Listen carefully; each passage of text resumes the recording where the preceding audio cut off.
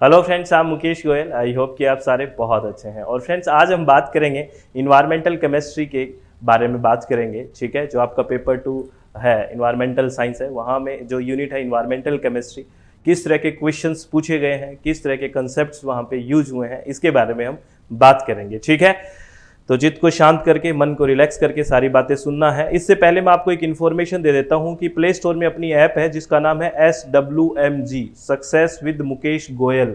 ये play store में app है अपनी। ठीक है, इसमें पेपर 1 कंप्लीट आप ज्वाइन कर सकते हैं। पेपर 2 EVS किसी का है, कोड नंबर 89, तो वो भी। और भी सब्जेक्ट्स हम लॉन्च कर रहे हैं, पॉलिटिकल साइंस भी लॉन्च होने वाला है, तो अगर आप विलिंग है तो आप ज्वाइन कर सकते हैं। ठीक है friends, SWMG, success with Mukesh Goyal. चलो फ्रेंड्स, बात करते हैं इन्वायरमेंटल केमिस्ट्री के बारे में। क्या क्वेश्चन पूछा गया 2021-22 में, क्या था? Identify the environmental system with the lowest entropy. ठीक है, नीचे कुछ इन्वायरमेंटल सिस्टम दिए गए हैं, कुछ पर्यावरणीय तंत्र दिए गए हैं। इसमें आपको पूछा है किसकी लोवेस्ट एंट्रोपी है, सबसे कम एंट्रोपी किसकी है। एंट्रोपी वैसे होती क्या है? एंट्रोपी होती है रैंडमनेस, एक तरह से बिखराव। सबसे लोवेस्ट किसका है ये पूछा है। तो देखिए इस क्वेश्चन के ऑप्शंस देखिए। पैरा कह रहा है land in monoculture agriculture sustained by the high energy input. अगर जहां पे हाई एनर्जी इनपुट आ गया तो आपको पता है एंट्रोपी तो बहुत ज्यादा हो जाएगी। हाई एनर्जी इनपुट आ गया तो वहां पे एंट्रोपी तो बहुत ज्यादा हो जाएगी। आपको पूछा है लोवेस्ट एंट्रोपी किधर है। सेकंड क्या है? Soil containing a balanced community of living organism. Balanced community, देखो ये शब्द देखो आप, बैलेंस्ड कम्युनिटी, यानी कि यहाँ पे बैलेंस्ड है, और बैलेंस्ड है तो सीधी सी बात है जो बिखराव है वो कम है, तो लोवेस्ट एंट्रोपी होगा बैलेंस्ड कम्युनिटी। इसका राइट आंसर चला जाएगा। बड़ा अच्छा क्वेश्चन है, सोच के। Coal reduced to carbon monoxide, polluted river, ये इनके पास तो बहुत ही बिखराव और एंट्रोपी होती है, एनर्जी होती है, तो ये तो नहीं रहेगा। क्या रहेगा? बैलेंस्ड कम्युनिटी वाला सही ऑप्शन चला जाएगा, क्योंकि यहाँ पे लोवेस्ट एंट्रोपी है कंपेरेटिवली इन चारों में सेकंड ऑप्शन की। ठीक है, चलो बहुत बढ़िया। नेक्स्ट क्वेश्चन की तरफ चलते हैं। ये क्या कह रहा है? Which chemical form of mercury is completely water soluble. आपको पता है मर्करी एक ऐसा मेटल है जो लिक्विड अवस्था में पाया जाता है, तरल अवस्था में पाया जाता है। ठीक है, और तो नहीं पाया जाता है, मर्करी ही पाया जाता है तरल अवस्था में। और इससे एक बीमारी भी होती है, अगर पानी में आ जाता है तो वो कौन सी होता है? मीनामाटा। कौन सी होती है? मीनामाटा। ये पेपर 1 में भी आपको पूछ सकते हैं। मीनामाटा मर्करी, इटाई कैडमियम की वजह से, फ्लोरोसिस फ्लोराइड की वजह से, और ब्लू बेबी सिंड्रोम किसकी वजह से होता है? नाइट्रेट की मात्रा अधिक होने की वजह से होता है ना, जिसको मैथमोग्लोबोनेमिया भी बोलते हैं। याद आया? तो आपसे ये पूछा है कि ऐसा कौन सा मर्करी का फॉर्म है, केमिकल फॉर्म है मर्करी का, जो वाटर के अंदर कंप्लीटली सोल्यूबल है। कौन सा है? बताइए बताइए, याद करिए इन चारों में से। Dimethyl mercury. क्या है? Dimethyl. याद आ गया था क्या? डाई मेथाइल मर्करी है वो क्या है?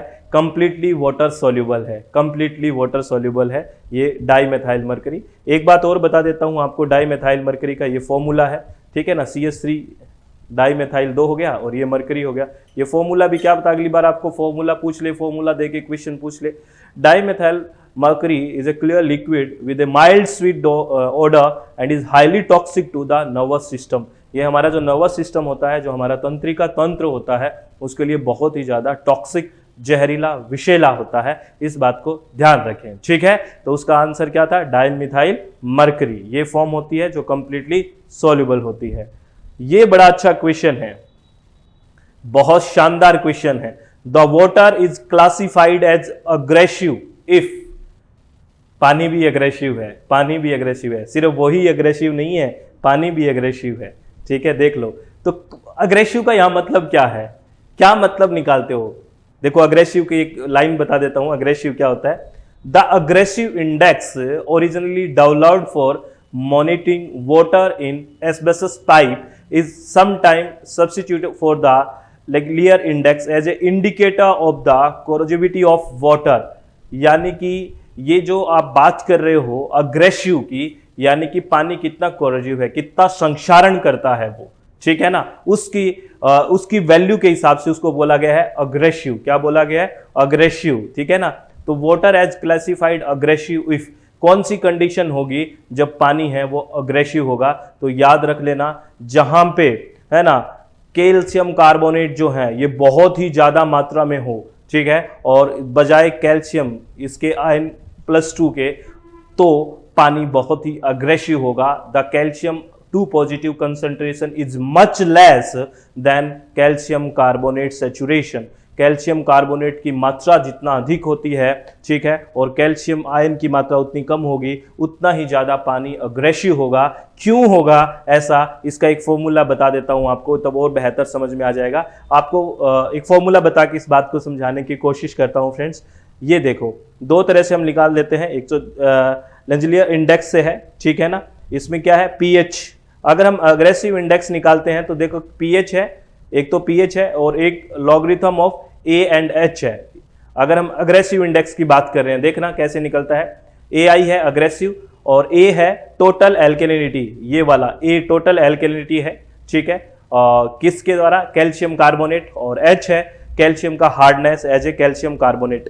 तो ये जो अग्रेसिव इंडेक्स है ये pH plus logarithm of A and H. Calcium carbonate का जितना मात्रा ज्यादा होगा, अग्रेसिव इंडेक्स इतना ही ज्यादा होगा कि नहीं होगा, और पीएच।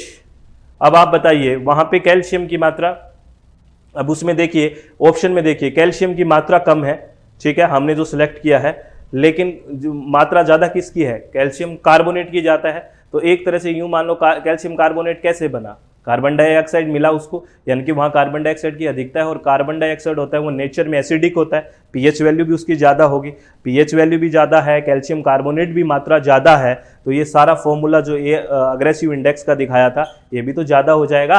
अरे देखा कि नहीं, देखा ना फॉर्मूला, दोबारा देख लो, ठीक है, ये देखो दोबारा, ये देखो pH plus logarithm of A and H, समझ में आया। तो ये भी ज़्यादा है, ये भी ज़्यादा है, तो ये तो ज़्यादा होगी ही होगी। अगर ये दोनों मिलके ज़्यादा हैं तो वो कम क्यों रहेगी, ठीक है ना, कौन सा, अग्रेसिव, ठीक है। चलो बहुत बढ़िया। नेक्स्ट क्वेश्चन क्या कहता है, क्या कहता है कि free energy value of zero indicates, ओए होए, आपके अंदर फ्री एनर्जी जीरो है तो क्या इंडिकेट कर रहा है, एनर्जी जीरो है, क्या है, आप इक्विलिब्रियम स्टेट में आ चुके हैं। कौन सी स्टेट में आ चुके हैं, इक्विलिब्रियम में आ चुके हैं, है ना।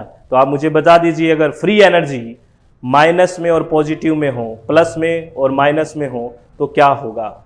जैसे हमने, क्योंकि आपको पता है, अगर मैंने जीरो का तो बता दिया, 3 कंडीशन हो सकती है, ठीक है ना। अगर फ्री एनर्जी डेल जी जिसको हम कहते हैं गिब्स, वो अगर जीरो है तो इंडिकेट करेगा इक्विलिब्रियम को। अगर इसकी वैल्यू माइनस में होगा तो क्या इंडिकेट करेगा, बताना कमेंट बॉक्स में।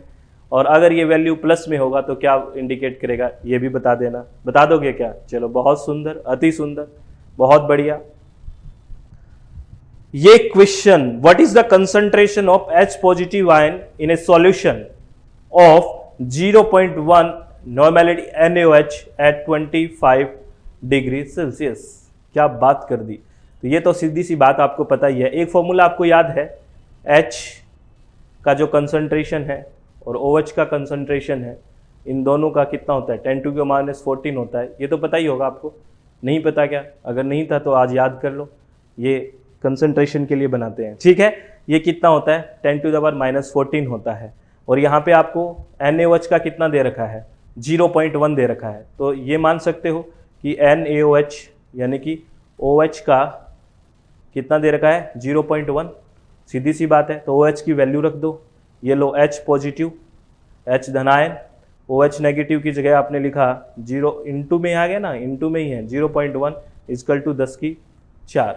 अब इसको देखो, इसको 10⁻⁻1 लिख सकते हो ना, 0.1 को, कैसे, इतना तो मैथ आता है सर हमें। ये पॉइंट हटाया तो ये 10 नीचे आ गया, तो ऊपर जाएगा तो 10⁻1 हो गया ना। अरे बता दो, 10⁻1 हो गया ना, तो ठीक है। तो लो H पॉजिटिव इंटू 10⁻1 = 10⁻⁴, यही तो है। अब ये इधर जाएगी, कौन, 10⁻1, तो किसकी हो जाएगी, उसकी नहीं होगी, प्लस की हो जाएगी।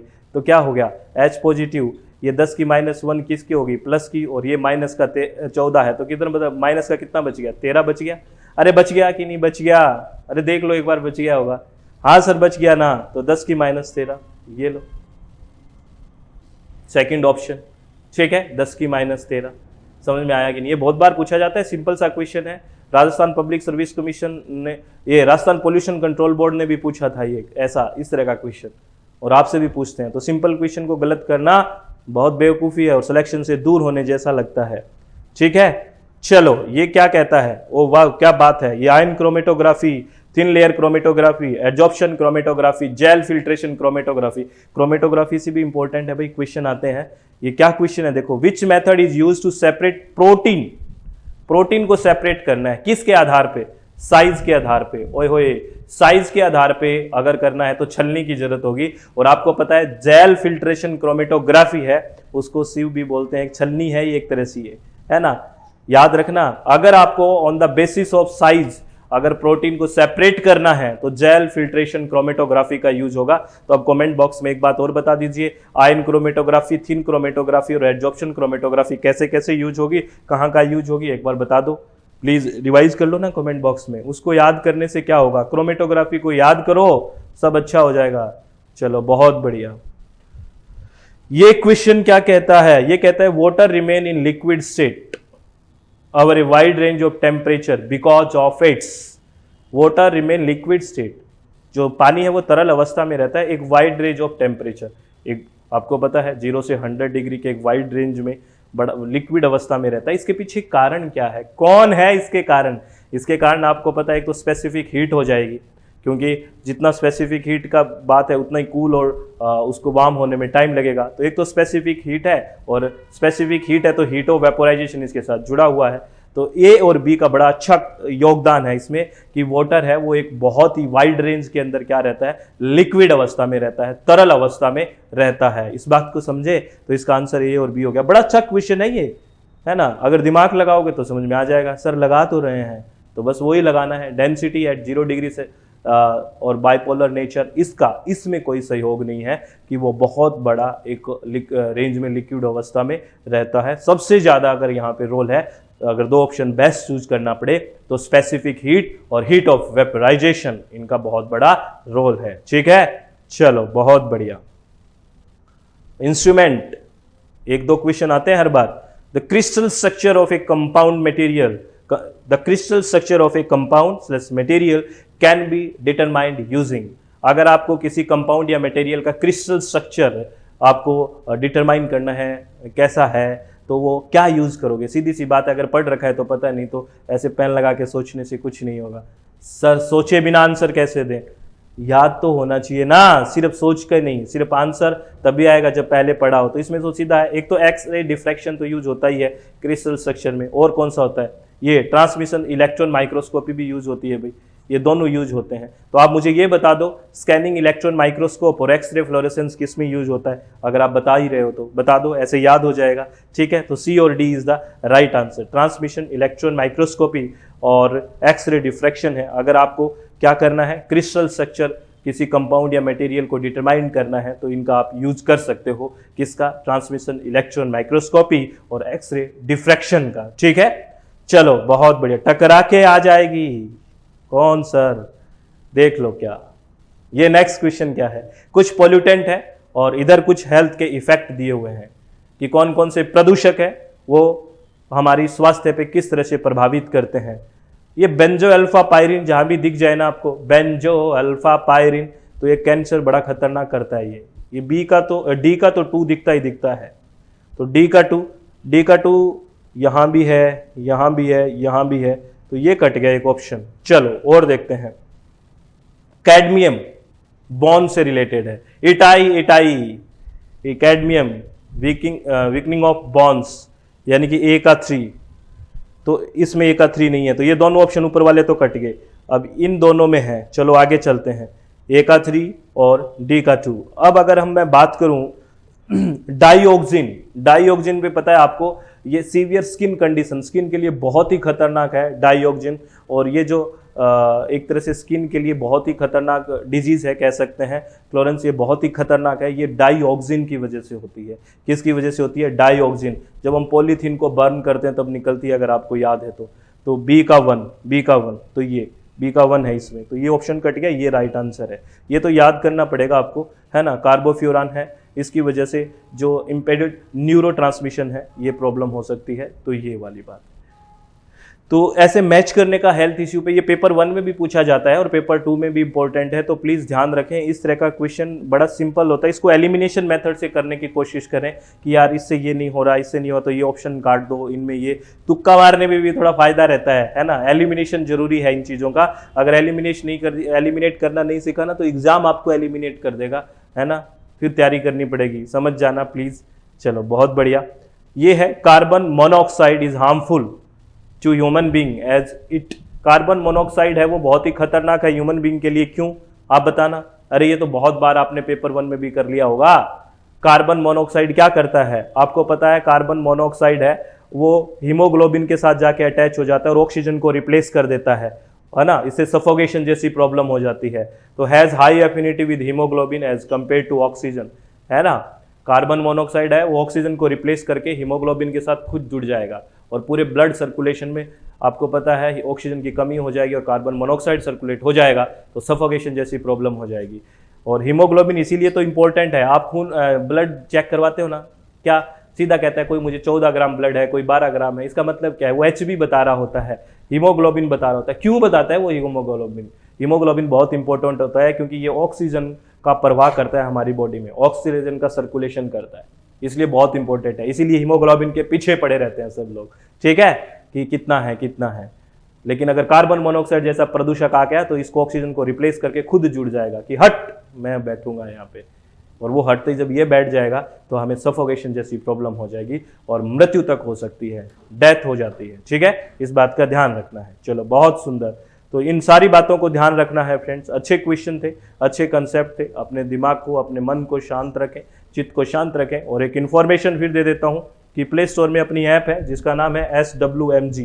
क्या नाम है? SWMG, success with Mukesh Goyal. इसमें पेपर 1 कंप्लीट है, ठीक है, पेपर 2 EVS, ठीक है, और पेपर 2 अभी पॉलिटी लॉन्च होने वाला है, जल्दी ही आपको बता दिया जाएगा। अगर आप विलिंग हैं तो आप ज्वाइन कर सकते हैं SWMG पे, ठीक है। तो तब तक के लिए बहुत बहुत धन्यवाद। कब तक के लिए सर? अरे नेक्स्ट वीडियो तक के लिए, ठीक है। चलो बहुत बहुत धन्यवाद। All the very best. हमेशा आप खुश रहें, चित्त को शांत रखें और इसी तरह से पढ़ाई करते रहें, बहुत अच्छा होगा। कोई भी किसी भी तरह की टेंशन ना लें, प्लीज़, आप लोगों से रिक्वेस्ट है। All the very best. बहुत बहुत धन्यवाद। Thank you. Thanks a lot friends.